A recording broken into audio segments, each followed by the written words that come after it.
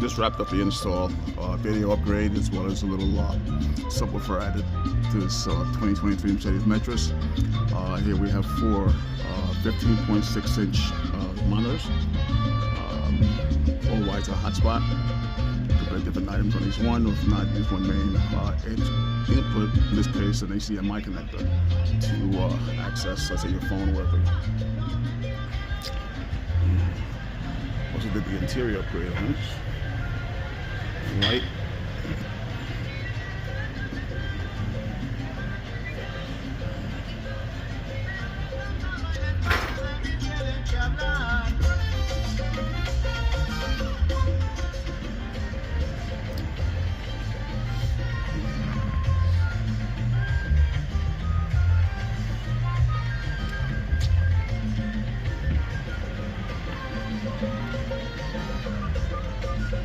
Also gave him a USB and HDMI connector here, and sub-level control here.